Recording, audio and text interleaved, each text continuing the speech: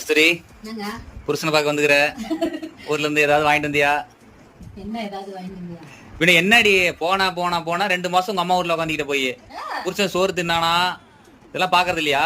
எல்லா பொண்ணுங்களும் அப்படித்தான். பசங்க லீவ்னா இங்க என்ன பண்ண சொல்றீங்க? பசங்க இருந்தாங்க, சரி இழுத்து புடிச்சிட்டு இருந்தாங்க. அவங்க லீவ் விட்டாங்க, அம்மா வீட்டுல தான். எப்படா லீவ் விடுவாங்க போலான்னு இருந்துருவேன்.